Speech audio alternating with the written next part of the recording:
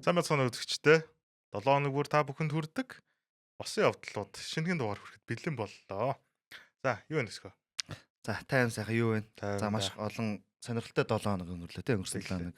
За, өнөөдрийн сэдвийг сонгохдоо өсгөөтөр өнгөрсөн хугацаанд Physical Asia буюу одоо Монголын баг тамирчид одоо Азийн бусад орнуудтайгаа өрсөлдсөн. Тэгтээ өрсөлдөхтэй айгүй сонирхолтой одоо тэмцээнүүдээр одоо дасгалуудаар өрсөлдсөн.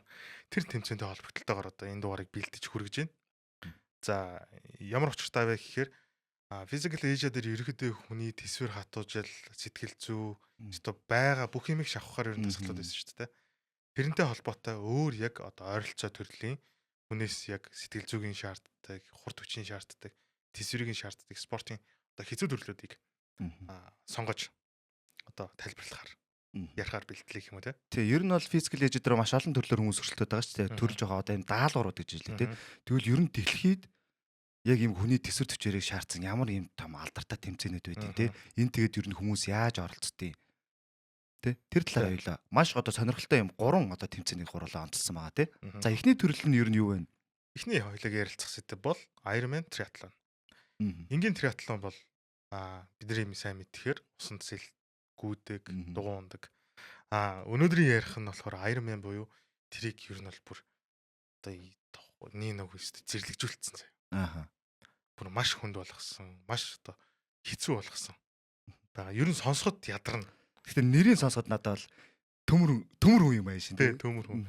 Тэгээд яагаад дуудаг гэхээр анхны тэмцээнээс хойшоо яг анхны тэмцээний өрөө өгн хүртэл одоо ер нь бол одоо барианд орж дуусгасан хүмүүсийг төмөр хөнгөж дуудаг гэдэг ч юм уу. Нэг тиймэрхүү өрөөтэйгээр эхэлчихсэн юм лээ. Тэгэхээр хүнээс одоо нэг гарч болох бүхэл одоо төвчрийг шаардсан одоо төрөл болж үүссэн байгаа. Тэгэхээр ер нь бол барианд орсон хүн нөөрэ ялагч шүү дээ. Тий.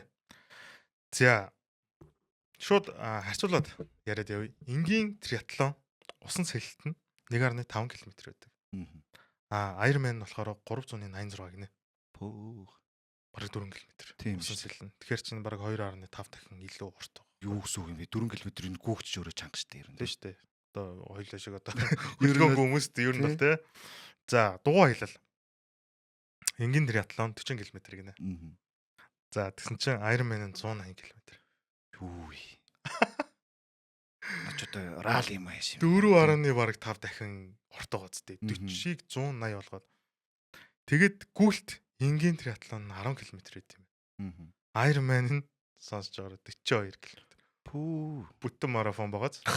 Мэргэжлийн бүтэн марафон. Тэгэд усан сэлчээд дугуй унчаад тэгэд мэргэжлийн бүтэн марафон хийнэ гэж байгаа. Тэгэнгүүтээ энгийн триатлоны нийт зайн 51.5 км. Барагцсан бол те 151 52 те 151 52 гээл. Ironman-ыг болохоор 226 км. Юу бараг 4 бараг 5 хөөе дарах хүртэл хэдэн километр байдаг л. Дархан ороод ш наа чи юу. Дарах орчиж байгаа зү. Наа чи өгийн нуурыг бүтэн туулж сэлээд хөндлөнгөөр нь туулж сэлээд тэгээд дархны замаар дугуй унжаагаад салаад гүөх юм ааш юм аа. Тэгэхээр бүр амар гоц. Амар юм байна. Тэгээд ер нь бол энгийн триатлонч нэг 2-4 цагт л баригдтiin гинэ. Ер нь бол цааныг дунджаар те. Тэгсэн чинь Ironman нь болохоор ер нь бол бүр макс хязгаарыг тавьж өгд юм байна. 17 цаг дотор барианд ороорой гэдэг юм байна. 17 цаг дотор. Тэрнээс хойшоо яг барианд орж болно. Гэтэ official нэг аль бие усны одоо бүртгэл дээрээ бүртгэгддэггүй гэдэг ч юм уу. Тухайн ивентээс шалтгаалаад одоо өөр өд юм байна. Тэгээд нэг ивент дээр нэг тэмцээн дээр нэг 1200-аас 2000 хүн оролцдог гэж байна. Сонирхогчд бас маш их дэмжиж орж байгаа. Тэгээд тэдний нэг 85-аас 90% нь ерөөдөө барианд ордог гэж байгаа. Зарим нь замаасаа болдог бол зарим нь гэмтдэг ч юм уу те. Янз бүрийн шалтгаанаар болдог. Гэхдээ их 90% гэдэг чинь айгүй өндөртэй байгаа зү. Тийм ээ. Барианд ордог. Тэгэхээр тэгээд дунджаар нэг 10-аас 17 цаг зарцуулдаг. За юм идж уух юм болов. Юу гэдэм бэ лээ. Дундуур яхав нөгөө ингээл уухан тэр бол байдаг юм бэлээ. Нөгөө нэг цэгүүд үүдэн шүү дээ. Яг тэр цэгүүдээс аваад ингээд явцдаг. Тэгээд эрэхтэй нь болохоор рекорд нь 2021 оны Ironman одоо тэмцээнд 7 цаг 21 минут 12 секунд гэж байгаа. Рекорд нь амар бас 7 цаг гэдэг чинь. 100 км 7 цаг гэдэг чи юу ямар амар явсан юм бэ? Машинаар яваад. Гэхдээ бодолтой за дугуй унж байгаа. За дугуйг ойлгоо тий. Тэгэхэд гүүгээд Тий. Усны 3.1 Бараг км 4 туулаад км-тэй, 4 3.8. км гэдгээр чинь яа Эмхтэн бас нэг амар хол зүрхгүй. 8 цаг 18 минут 20 секунд. Эмхтэн 8 цаг явж байна. өстө нэр хүний би бол яаж тэгж барианд орж ийна л гэж бодохоор юм ер нь бол. Тэгээд энэ насны хязгаар байхгүй. 8 Аа. нас 8 наснаас 80 нас хүртэл ингээд хүмүүс оролцож байсан гэдэг байгаа байхгүй. Өсчүүлж оролцдог ус барианда ордог гэдэг. Тэгээд эндээс бас нэг сонирхолтой зүгээр би юм харсан. 17 цаг чи бүтнийг тэмцээнд ороход барианд ороход үзэж чинь зөө. Тэр хооронд юу хийж болох вэ? Би бүгсний сонирхолтой байхгүй юу? Extended буюу нөгөө нэг юм хасагдаагүй хувилбарыг ба штэ. 3 ангийг нь үзэхэд 12 цаг зарцуулдаг байхгүй. 12 цаг би үзэхэд хүмүүс барианд орог байгаа шүү дээ. Чи бодъё л та. За дунд ч нэг ТV series нэг цагтаа байлгаад нэг 16 ангитай нэг цувралыг нэг бүлгийг үзчих нь шүү дээ. Дуусгах нь Дуусгах нь шүү дээ бүр. Тэгээд би бүгснээс нэг 3 ангаа үзэж дуусчихсан хүмүүс барианд орог байна. Тэгэхээр би NBA нэг тоглолт үзлээ 3 цаг. Тэгсэн хүмүүс барианд ороогүй л байна. Тэгэхээр гараа нэг 2 цаг заал авчлаа. Тэгэд орж штэ. Тэгэхээр амар гац. Тэр цагийг туулаа яваад байна гэдэг бол. Тэгээд зүгээр сонирхолтой байдлаар ингээд одоо яг тэмцээнд орж байгаа хүмүүсийн шатааж байгаа калори гэх юм бол нэг 6-аас 14 мянган ккал шатаадаг гэж байгаа юм. 10,000 давсан ккал. Нэг хүний өдрийн үстэй. Бүр нэг тэмцээн дээр зөвхөн ингэж шатааж яах гэдэг чинь амар өндөр тоо штэ.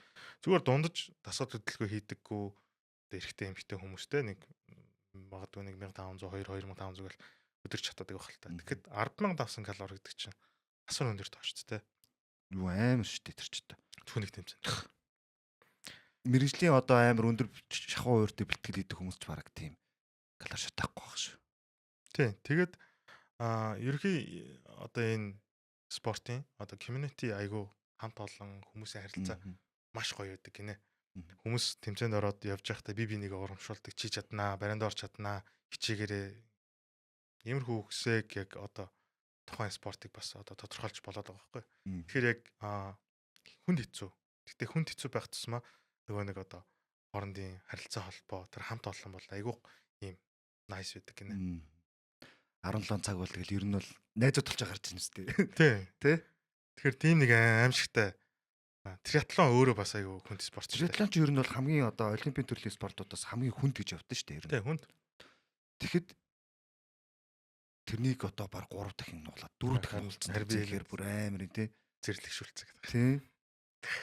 За нэг ийм төрөл байна. За чиний бэлдсэн. Үнэхээр амар төрөл байна уу? За минийх бас ер нь бол бас ер нь хүний хамгийн одоо өндөр төсвөр төвчээр хурд хүч, биеийн баланс тий бас мөн дээрсэн сэтгэлийн хат гэх мэтийг шаардсан тэмцээн байгаа даа.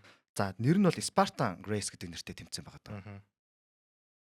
Нэрийн сонсоор л угаасаа яг нэг тийм дайчин нэг юм юу байгаа дагааз. За тэмцээнийхөө өөр агуулгын нүртэл яг нэг тийм. За энэ тэмцээн нөөрөө одоогийн бидний яг өнөөдөр Монгол улс шуугата Physical Asia буюу одоо Солонгосын Netflix гараад байгаа тэмцээний анхны хэлбэр одоо Physical 100 гэх тэмцээн байсан шүү дээ. За тэр тэмцээний өмнө нь гарч исэн дэлхийд хамгийн алдартай болсон American Ninja Warriors гэх тэмцээн байдаг те. Энэ тэмцээний бүр анхны санааг нөгжсэн тэмцээн гэж явагддаг юм байна.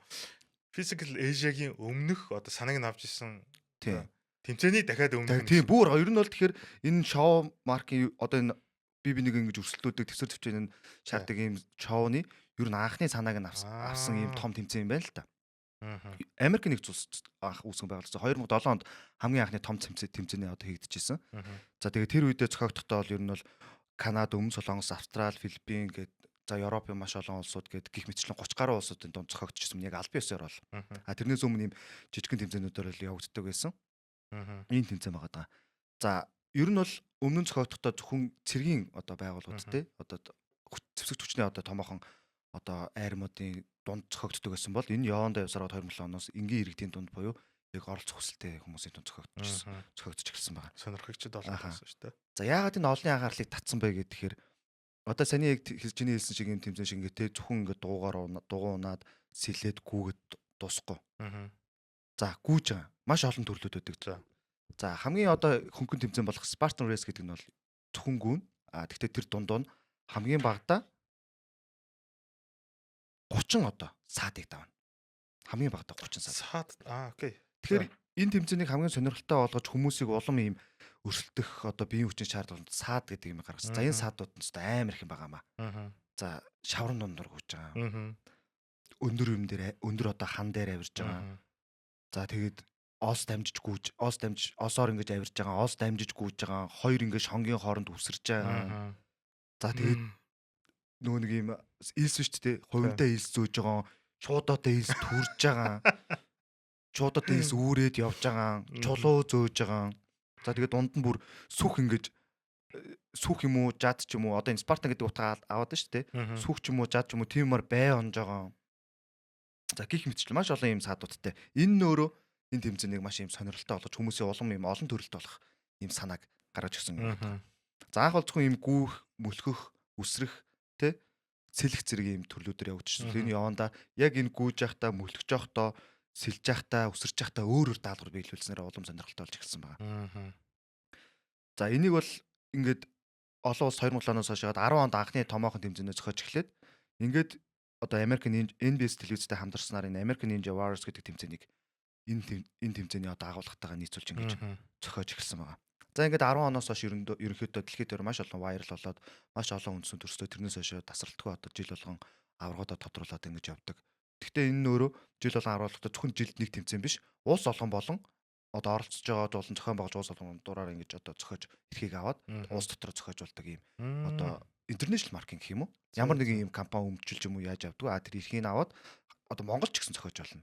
Энэ тэмцээн чинь бүр 2020 онд одоо Sparta Ego гэдэг тэмцээн Монгол зохиогч ирсэн юм байна. Тийм үү. Тийм бүр Монголд ирээд зураг авалтаа хийгээд бүр өрсөлдөөд ингэж явж ирсэн байна. Энэ тэмцээний гол шалгуур нь юу гэхээр хамгийн чухал нь зохион байгуулах газар маш чухал.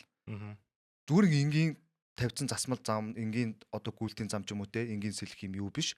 Хамгийн гол нь юм саад бэрхшээлтэй тийм юмнууд байх хэрэгтэй.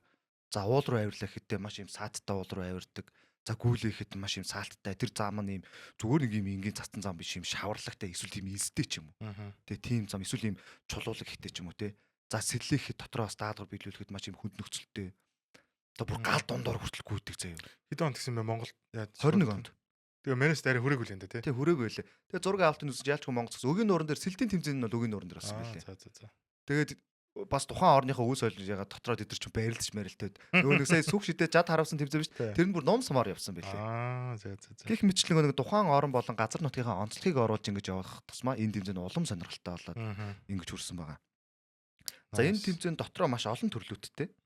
За хамгийн амарх нь болохоор Spartan Sprint гэдэг байгаа. Энэ болохоор зөвхөн гүйлтийн төрөлтэй. Гэхдээ даалгавраа биелүүлнэ. Энэ нь болохоор 5 км гүйн. Энэ дотор нийтдээ 20-с 23 одоо саад сая миний хэлсэн саадууд те эднийг давна. Тэгээ зохион байгуулалтын зүгээс жил болгон ижлэгэн саад тавьдаг. Тэр нь юу ч хийж болдог. Гэхдээ тэр нь хүнийг давхад тийм дандаа хөл сүчтэй хөдөлмөр оюун ухаан юу давсан тийм саадуудыг солилдгоор олон онцлог болоод байгаа. За дараагийнх нь болохоор Spartan Super гэдэг тэмцээн байгаа. Энэ болохоор 10 км гүйдэг. Тэгээд саад нь болохоор 20-с 25. За ер нь бол гарын хүч, биеийн төсвөр төчээр гүйлтийн хүчийг шаарддаг.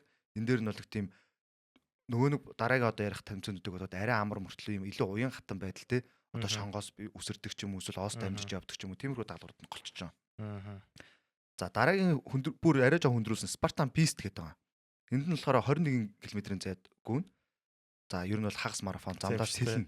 Тий. Тэгээд уулын хөсөөр хүнд саадтай зэрэг газруудаар гүгээд тэгтээ бас дээрээс нь 30-аас дээш саад биелүүлдэг гэж байгаа. Тэгэхээр ер нь л нэг гүөхөд ер нь бол нэг 21-ээс дээшгээ саад биелүүлэх гэдэг байгаа зү тий.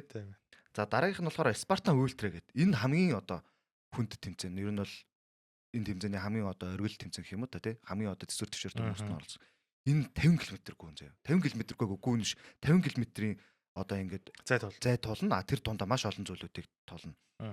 За энд нь маш олон төрлүүд байгаа. Усан цэлхтэй заяа. Зүгээр усан цэлэхгүй. Даалгавар биелүүл цэлнэ. Ингээд усны гадаргуугаас доошогоо 10-аас 15 м биш 5-аас 10 м тийм даалгавар бий өгсөн байгаа заяа. Тийшээ шургаж орж гарч ирээ. Тэгээ тэрийгээ давангууд тэрэн дээрээ гарч ичээ дахиад тэрийг ингэж яана. Гих мэтчлэн. За тэгээд зүгээр ингээд гүйж явах штэ. Тэнгүүд юм дамнуурган дээр гүйжингуудаа дамнуурган дээрээс дахиад шилжингуудаа олсоосоо дахиад энэ хоёр гараар явд штэ. Тим юм даалгаврууд нь орж ирнэ. Хөөе тэгэхээр яг энэ төрөлд бол одоо юу яах нь шүү дээ. Нөгөө нэгдсэн адилхан юу байхгүй учраас одоо даалгаврууд байхгүй учраас рекорд гэсэн юм бол байх юм шүү дээ. Рекорд гэсэн юм байх. Зүгээр тухайн тэмцээний ялагч гэж байна шүү дээ. Тэгэд энэ тэмцээнийг ялаад яг ялангуяа энэ Спартан Ультра гэдэг тэмцээнд нь хамгийн одоо аимшигтай гэх юм уу те энэ тэмцээнд нь ялцгаар барайнд орсон хүн болгонд нь медаль өгдөг. Ялсан хүнд нь бол мэдээж цомог шиг те. тийм цом. Гэхдээ барайнд орсон хүн бол ялгач гэж үзээд ялдаг. Муухай жоох хатуу дүрмтэй. Хамт хоёул одоо хамт ингээд шавар доогоор ингээд 9 доогоор ингээд мөлгөж шүү дээ. Тэгж яхад би чамайг дэмжиж татчих болохгүй. Уул хад мадаар дэшээ өгсөж би чамайг татчих болохгүй. Зүгээр ингээд хай-фай хийдэж шүү дээ. Амжилт төс хүмүүсийг. Тиймэрхүү юмыг зөвшөөрнө. Хэрвээ ямар нэгэн байдлаар нэг ганц удаа ч юм уу би жоохон татаад юм уу те нэг гарын чи юм дээр хүргэх ч юм уу тиймэрхүү туслаа явал аль нэг нь шууд хасна. За хасахаас өмнө бас пенальтитэй. За пенальтиг яадаг вэ гэхээр тэмцээн болгоно өөр гэсэн пенальтигийн дүрмүүдтэй. За хамгийн одоо том зүрх ультрад нь хэрвээ иймэрхүү зүйл гарвал тэрэн дээр шууд 30 км бишээ 30 тойрог одоо тухайн тэмцээн болж байгаа газараа 30 тойрог гөх пенальти өгдөг. Тэгээ тэрийгээ дуусгачаад дахиад үргэлжлүүлээ тэмцээнд орно. Зүгээр гарцсан дээр биш. Шантарч байгаараа. Шантарч байгаа хотлоо тасч байгаа даа. Тэгэд нь хүмүүс чинь гэхдээ ер нь ялангуяа энэ Европын орнууд те Америк эдгээр чинь иймэрхүү тэмцээнд маш их дуртай. Тэгэд эндээ өөртөө оролцох хүсдэг. Тэгэд аль болох барайнд орж дуусгахыг хүсэж нөгөө нэг зохион байгуулж байгаа хүмүүсээс илүү тийм хүнд тим даалгавруудыг оролцохыг хүсдэг. Ийм наадам байна. Тэгээд яагаад би энэ physical age, physical 100 эдгээр эндээ санаа авсан бай гэд хэлээд байгаа нэхэр бүх даалгаврууд нь ондоо болоод байгаа байхгүй. Одоо тэр илс зөөх гэдэг ч юм уу те дам нуурга зөөх эднийг яг нөгөө нэг студийн хэмжээнд тагим дотор их боломжгүй. Маш урт хугацаанд ийм байгалийн онцлогт өөрөө тохирсон учраас одоо гал асаагаад гүйдэг ч юм уу те тэр чин тэр өгийн нуурын дээр очил тэр доогоор ороо ингээд сэлнэ гэдэг чи өөрөө студийн төвшөнд их боломжгүй мөртлөө яг ийм байгальтай нийцж ингэж байгальтай уялдаж явдаг учраас хүмүүсийн сорилт маш их татдаг. Ийм аимшигтай тэмцээн байна да. Тэгээ ер нь бол багаар өрсөлдөж болно. Гэхдээ ер нь бол энэхүү тэмцээний гол зорилт нь бол ер нь хувь төрлөөр өрсөлддөг. Тэгээ орон орноос нөгөө дэлхийн авраг учраас нөгөө орон орноос хүмүүс улсаа төлөөлж оролцож байгаа ч гэсэн дотроо бас ингээд бие бинийгээ дэмжих те янз бүрийн байдлаар оролцдог. Тийм байдлаар оролцдог юм байна. Сая чи хэллээ ш нөгөө нэг ер нь Европ, Америкийн хайгыг оролцдог гэдэг те.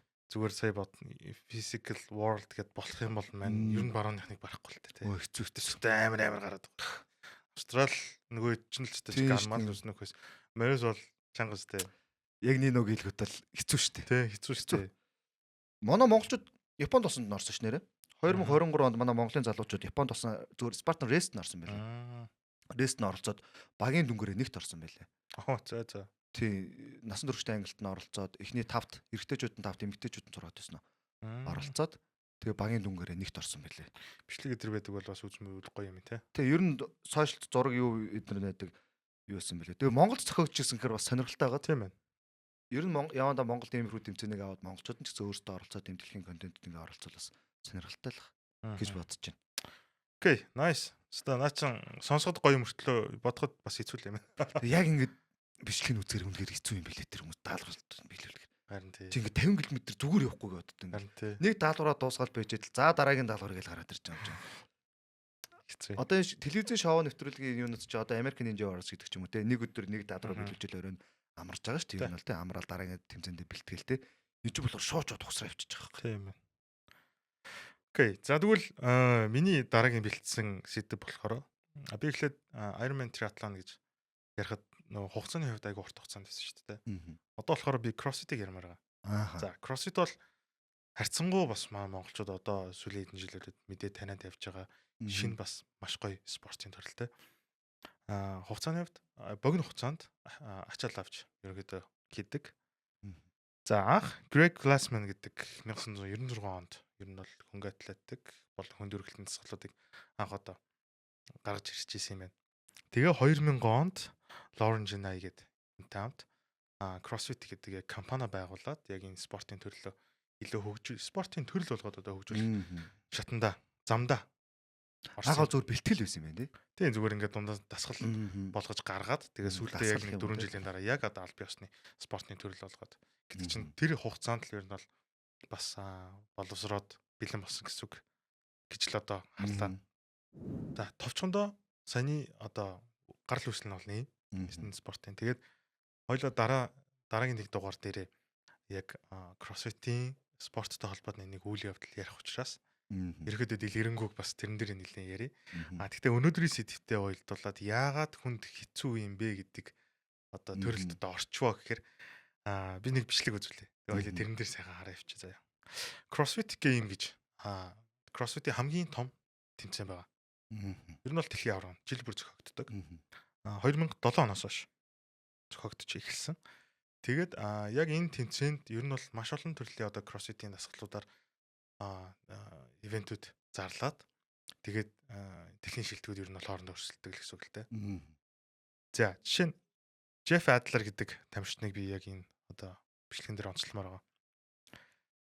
Энэ ивент дээр болохоор 400 м гүн. За 400 м гүгээд түүний араас 12 удаа бар маслап буюу одоо монголчууд ярьдгаар 10 дарах гэж ярьдаг тийм 10 дарна гэсэн үг. Гэхдээ яг одоо ингээд араас нь угсраа 10 дарна. Тэгээд 12 удаа гэсэн үг шүү дээ.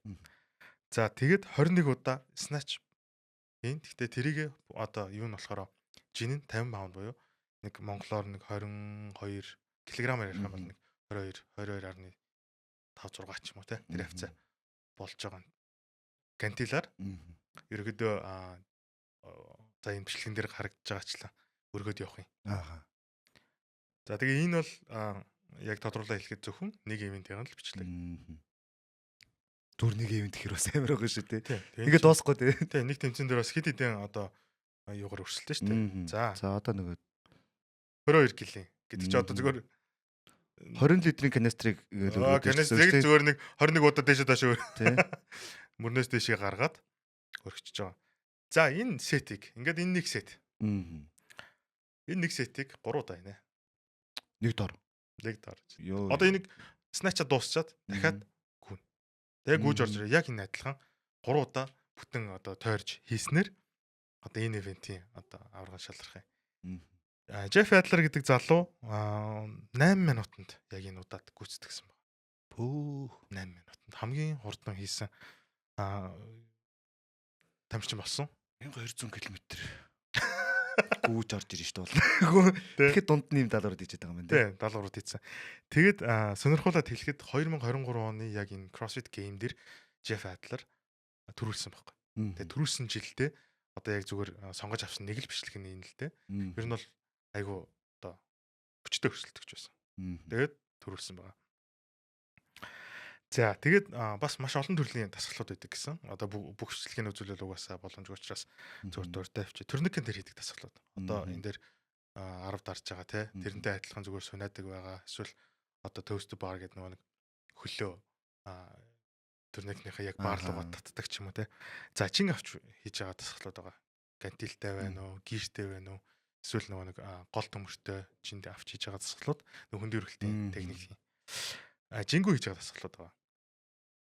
Янз бүрийн дасгалууд байгаа. Кардио маягийн дасгалууд байгаа. Хайрсан дээр өсөрч гарч бууж байгаа гэдэг. Тийм, бокс жамп байна. За, сэлэх, гүүх, эсвэл сэлүүртэх гэсэн төрлүүд хүртэл одоо ийм тэмцээнүүд дээр ордог. Сэлдэг, эсвэл нэг гол нуурын дотроо те завтай сэлүүртдэг.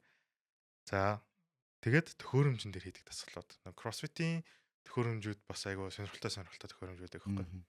Тэгээд тэдгээр төхөөрөмжүүд дээр хийдэг дасгалууд гих мэтчлэн бүр маш олон дасгалууд байдаг. Тэгээ хамгийн алдартай дасгалууд нь гэх юм бол burpee гэж дасгал байдаг. Бичлэгэн дээр харуулчих. CrossFit-ийн хамгийн алдартай дасгалууд нэг burpee. Энийг мэдх юм байна. Хүнээс өста нөгөө нэг бас бүх юм шавхдаг л тийм дасгал та. Тэгээ эний чинь цөөхөн доогоор хийхгүй шүү дээ, тий. Маш олон доогоор хийж. Би энийг хийж исэн заяа. За. Юун дээр зааланд. Йоо энэ ч зовоог ачт юм билээ. Тий. Олон игээд энэ чинь эхлээд харгаад амарх юм шиг болчих. Олон ихэрч өстө хөл гар айл нь бүр чангараад бүр. Тий. Ингээд амьсгаа дээр ирж байгаа. Тий. За, тэрний дараа pull up зүгээр одоо сүнэлт. Юун дээрээ. Одоо төрнөкөн дээр гэсэн үг шүү дээ. Тэгээд түрүүний хэлдгээр нэг box jump бас айгу хүмүүсийн мэддэг төгөөмөл дасгалууд байдаг. Тэгээд deadlift буюу одоо нэг хөндөө өргөлтийн техниктэй таталт байна, тий. Гэх мэтчлээ эдгээр дасгалууд яг CrossFit-ийн хамгийн ийм төгөөмөл хүмүүсийн мэддэг бас алдартай дасгалууд байна. Энгийн ирнэ. Хүнээс айгу хүч шаардсан. Ялчгүй CrossFit зүйлүүд одоо олон спортын бас суурь болоод байна, тий. Ер нь CrossFit-ээр хичээлдэг тамирчид ер нь л төсвөр төчээртэй ер нь яаж байгаа чинь бүх ихэнх булчингуудыг ажилуулж байгаа бас дасгалууд ороод байгаа, тий. Сая дурдсан дасгалуудыг богино хугацаанд тэгээ олон тоотой араараас нь нөгөө давтамж ихтэй хийснээрээ одоо хүнээс нөгөө нэг гарч болох одоо зориг төсвөр төвчээр те нөгөө нэг зөвхөн бие биелдэрэхээс илүү сэтгэл зүйн хүртэл одоо яг тэр зоригийг шаардах одоо төрөл болгож тэ илэрхийлж байгаа. Тэгээд CrossFit-ийн бас нэг гоё юм нь түрүүний нөгөө нэг Ironman триатлон дээр хэлсэн шиг community маш гоё. Хамт олон маш гоё. Альч одоо орны юу CrossFit-ийн тамирчид хичээлдэг хүмүүс хамт ингээд бүр танихгүй ч гэсэн те нөгөө нэг хэлтэй спортын нэг хэлтэй гэж ярьдаг шүү дээ. Хөгжим бол бас нэг хэл гэж ярьдаг. Яг тэрнтэй адилхан хамт олон ур амьсгал маш гоётой спорт байгаа. Би нэгээ бас айгүйх дэмждэг. Хамт ингээд хийгээд нэг нь дууссан бол нөгөөтгийгөө альвэ дуусгачгаа одоо ганцхан цаг дуусгаж дахиад нэг л хийчих, хоёр л хийчих, оролдоод үзчих, яд жингээ авчих гэдэг ч юм уу те.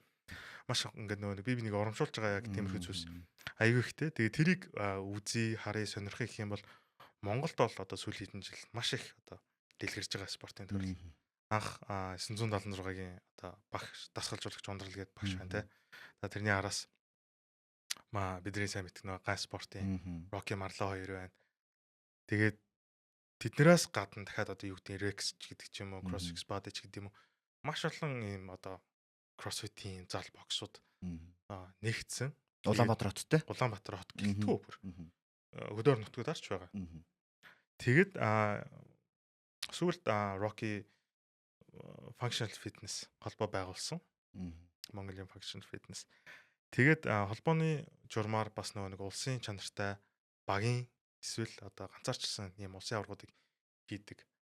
Тэгээд тэр тэмцээнүүдээс гарсан тамирчид нь ингээд одоо юундаа явдаг. Аз төрөлтэй л шүү дээ. Тэвлэгээд Аз руу явна, олон улсын тэмцээнүүдэд орно.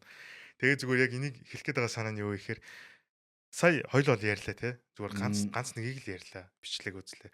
Зүгээр яг очоод багийн тэмцээнийг эсвэл ганцаарчлсан тэмцээнийг үзэх юм бол тэнд тамирчин өстой өөрийгөө яаж шавхаж байгааг зүгээр хоёулаагаар зүгээр яриуснаас тэнд очоод үзэх юм бол бүр маш хурдан ойлгоно.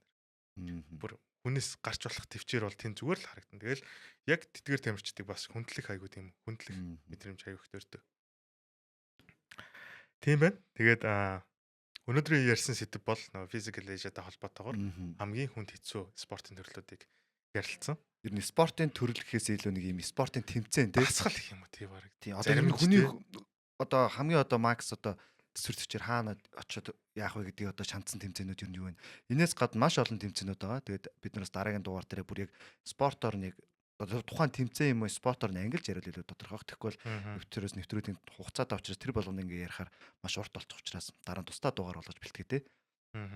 Тэгээ өнөөдөр ярьсан тэмцээнүүд бол үнэхээр ялангуяа энэ Ironman бол бас амар юм байна тий. Тэгээ ер нь сонсоход л ядархаар л одоо юмнууд л байгаа юм л та. Сонсоод бичлэгийг үзэхэд л бас л тэгэхээр хоёулаа хийсэл залах юм болов уу? Тэгээд ядаж хэлээд тахгүй хоёулагийн ярьсан 3 сэдвийн ядаж хамгийн үзэх боломжтой CrossFit учраас залуучууд маань спорт хичээлэх боломжтой шүү дээ тий. Очоод эхлээд тэмцээнийг нь гоё үзчих дараа үнэхээр тань таалагдчихвэл та гоё хичээлээд үзчих. Сонирхолтой би ч одоо баг жил явсан юм шүү дээ өгн CrossFit. Тийм үү шүү дээ. Энэ удаагийн дугаар болохоор ингээд ерөөдөө өндөрлөө тий.